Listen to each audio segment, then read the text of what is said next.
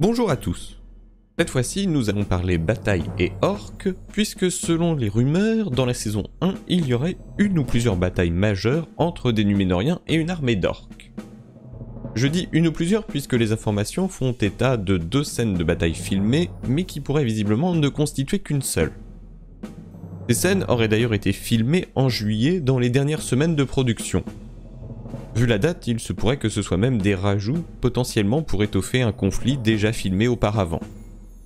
Les batailles se dérouleraient sur un terrain jonché d'arbres, d'écorces, de saletés et de branches partout, avec des explosions, des roches catapultées et des chevaux morts. Si on a des cratères dus aux catapultes, on ne serait pas sur une simple escarmouche ou embuscade, mais sur une attaque préparée à l'avance. Généralement, si on se promène avec des catapultes ou des trébuchets, c'est pas pour aller cueillir des fraises. L'armée numénorienne inclurait des chevaliers royaux portant de brillantes armures avec des capes blanches, certaines étant rouges et bleues. Les chevaliers porteraient des bottes en acier poli et certains soldats des plastrons en cuir. Les couleurs des capes pourraient d'ailleurs être attribuées aux familles nobles. Il semblerait que le personnage principal de cette bataille, ou en tout cas le personnage que l'on suivra ici, soit un prince blond blanc de peau. Enfin, techniquement, d'après les informations anglaises, c'est a dirty white blonde prince. Dirty pour le côté sale dû à la bataille, je suppose, enfin j'espère, puisque sinon ça serait un peu bizarre. Dirty boy. Alerte à la cochonne! Arrière, vil nymphomane! Oh non, vous ne déroberez pas la semence de mes joyaux intimes! Allez, là-bas, là-bas, là-bas! Pour le coup, le site ne peut pas confirmer qu'il s'agisse bien d'un prince. C'est peut-être aussi bien un commandant ou un personnage dont on suivrait plus particulièrement l'histoire. En tout cas, ce ne serait certainement pas Isildur, ou alors on aurait un sérieux changement de design du personnage par rapport au film. Après, honnêtement, vu la description, il ne manque plus que le cheval blanc et des cheveux longs, et on a une nouvelle version live de... Lady Oscar, elle est habillée comme un garçon. Lady Oscar, on parle d'elle dans toutes les chansons. La seconde bataille serait l'armée numénorienne qui attaquerait ou assiégerait un château ou un corps de château qui serait occupé par les orques. Le plateau contiendrait de nouveau des chevaux morts, de la fumée et du feu. On ne sait pas à qui appartient cette place forte, si c'est un château humain pris par les orques que les Numénoriens viennent reprendre, ou si c'est un bastion d'origine orque que les humains viennent prendre. Ces 2 scènes seraient sans doute les scènes d'une même bataille, au vu de la présence de chevaux morts à chaque fois et surtout des cratères de projectiles. Ce serait en tout cas une première de voir des orques fortifiés se faire assiéger par les humains. Ou même voir des orques en difficulté dans une bataille qui, de base, est en leur défaveur. Cela donnerait tout de suite le ton de la série par rapport au 3e âge. Les forces du mal ne sont pas systématiquement en supériorité à l'époque. On pourrait même imaginer que ce sont les Numénoriens débarquant en Terre du Milieu après la venue de Galadriel en Numénor et qui assiègent les places fortes orques. Et pourquoi pas pour délivrer les villageois pris lors de l'attaque des villages. Selon les sources, il semble d'ailleurs y avoir beaucoup de conflits entre les Numénoriens et les orques au cours de cette saison. Et d'ailleurs, à propos des orques, une excellente nouvelle, la plupart, si ce n'est tous, sont des acteurs ou figurants en prothèse, et beaucoup de temps et d'argent ont été dépensés pour rendre les orques les plus réels possibles. A contrario de ce qui s'était fait pour le Hobbit, et qui se fait globalement au cinéma et dans les séries ces temps-ci, puisqu'on est clairement sur une tendance générale de quitter les prothèses et le maquillage pour du numérique. Le retour aux prothèses va donner un vrai réalisme à cet univers comme ce fut le cas pour la trilogie du Seigneur des Anneaux, et ce qui lui a permis d'ailleurs de si bien vieillir. Puisque les effets spéciaux vieillissent obligatoirement, mais des prothèses parfaitement réalisées et un maquillage soigné resteront réussis quelle que soit la qualité de l'image. D'autant plus qu'il est nettement plus aisé pour un acteur de jouer face à quelqu'un en costume réaliste, plutôt que face à une balle de tennis verte ou à un mec en costume intégral vert. Encore plus quand il s'agit de scènes impliquant uniquement des orques. J'ouvre d'ailleurs une petite parenthèse puisque j'ai découvert en faisant cette vidéo que le personnage de Gottmog, le général orque assiégeant Minas Tirith, aurait été inspiré de Harvey Weinstein selon les propos d'Elijah Wood qui jouait Frodon. Ce qui ne serait pas totalement une surprise, puisque déjà Peter Jackson avait eu de nombreux conflits artistiques avec lui, et puis physiquement, je suis désolé, mais il y a quand même un petit air de ressemblance, hein. Et il faut se rappeler que lors des crédits du Retour du Roi, l'illustration accompagnant le nom de ce monsieur représentait des trolls. On en vient enfin aux infos sur le casting, puisqu'après la description de Arik, qui devrait accompagner Galadriel en Numénor, et celle de Hadar, potentiellement l'elfe corrompu ou Sauron, on ne sait pas trop, nous avons le nom de code et la description de 3 autres personnages. Tout d'abord, Ismael Cruz Cordova jouerait Kalenon.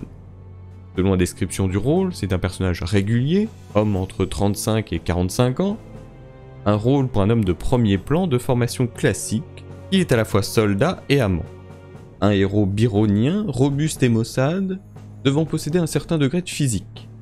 Le personnage devrait sembler au milieu des années 30-40, mais projeter également un certain sentiment d'absence d'âge.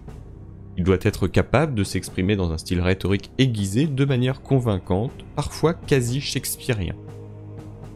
Le côté shakespearien pourrait faire penser à un elfe, mais je ne sais pas pourquoi j'adorerais le voir en seigneur du Harad, et pourquoi pas l'un de ceux recevant l'un des anneaux de pouvoir pour devenir le Nazgûl Khamûl. Même si honnêtement j'ai peu d'espoir. Parce que déjà, si la série se passe uniquement à la fin du second âge, il ne restera pas beaucoup de temps pour développer le passé des Nazgûl individuellement dans des flashbacks. Surtout si le personnage est à la fois soldat et amant. Vient ensuite Daniel Weyman, qui joue Darik, toujours un nom de code, un personnage régulier, homme entre 30 et 50 ans, un rôle principal incroyable pour un acteur méthodique, réfléchi et immersif. Il oscille entre une gravité têtue et un sentiment de douceur et d'innocence. Figure énigmatique, il est d'abord curieux, enfantin et très éloigné de son environnement, mais avec un sens profond et primordial du but qui le pousse sous tout cela. Il s'agit d'un rôle physique, des capacités d'expression non verbale sont nécessaires. La description, notamment pour le passage sur le côté enfantin, pourrait fortement faire penser à un rôle de Hobbit. Mais l'acteur durant le tournage arborait apparemment une barbe assez fournie, ce qui écarte fortement la possibilité d'un Hobbit et d'un elfe. Alors, homme ou nain? Peut-être Narvi le nain, qui a vécu durant la première moitié du Deuxième Âge et qui réalisa, avec l'aide de Celebrimbor, les portes ouest de la Moria? On aurait potentiellement ici un nain plus mince, à l'image de Ori dans le Hobbit. Enfin, le dernier est une tête connue, puisqu'on avait déjà eu l'occasion d'en parler. Owen Arthur jouerait Brack, un personnage régulier, homme entre 35 et 45 ans, un rôle gratifiant pour un acteur de caractère de formation classique. L'acteur doit être à l'aise pour jouer le composant irascible et odieux d'un duo dramatique, mais également d'être capable de jouer un drame direct dans des scénarios déchirants et chargés d'émotions. Il doit être capable de s'exprimer dans un style rhétorique aiguisé de manière convaincante, parfois quasi shakespearien. Pour le coup, le descriptif correspond assez bien aux rumeurs voulant qu'il jouerait un nain. Mais visiblement un nain qui évoluerait avec un compagnon, puisque la description insiste bien sur le fait que le personnage ferait partie d'un duo. Pour conclure, j'aimerais revenir sur une information qui n'est pas en lien direct avec la série, puisqu'on a appris la semaine dernière que Peter Jackson avait vendu Weta Digital pour 1,625 milliard de dollars à la plateforme de développement 3D Unity. Créé en 1993 pour se charger des effets spéciaux du film de Peter Jackson Créature Céleste, Weta Digital a bien entendu surtout été connu pour son travail sur la trilogie du Seigneur des Anneaux. Le studio s'est ensuite chargé bien évidemment des effets spéciaux de la trilogie du Hobbit, mais également des effets spéciaux d'Avatar, de plusieurs productions Marvel, notamment Avengers Endgame et Shang-Chi plus récemment, ainsi que la trilogie La Planète des Singes. Au cours des années, Weta Digital a mis au point toute une suite d'outils utilisés pour les effets visuels. Logiciels de production, rendu 3D, simulation de textures, effets de lumière, animation de personnages et de visages, motion capture bien évidemment, création de villes et de paysages, logiciel dédié à la modélisation des cheveux, de la fourrure, de la peau, de la végétation, du feu, de la fumée, et j'en passe. Tout un éventail que la société Unity Software détiendra désormais, et qui vont être disponibles aussi pour les développeurs de jeux vidéo. Si Unity s'est surtout développé sur le marché du jeu vidéo jusqu'à présent, et en particulier du jeu mobile, il s'attaque depuis plusieurs années à d'autres secteurs, notamment celui du cinéma. Le remake du film Le Roi Lion, sorti en 2019, a par exemple été réalisé avec Unity. Avec cette acquisition, le studio veut se positionner dans le développement du métaverse, et surtout cela leur permettra de mieux rivaliser avec son concurrent direct, Epic Games et son Unreal Engine. L'aventure n'est pourtant pas finie pour Peter Jackson, puisque les équipes des effets spéciaux de cinéma sont maintenant regroupées au sein d'une nouvelle entité indépendante, dénommée Weta FX, dont Peter Jackson en est le propriétaire principal. C'est donc tout pour cette vidéo, j'espère qu'elle vous a plu, et en tout cas merci à vous, et à la prochaine.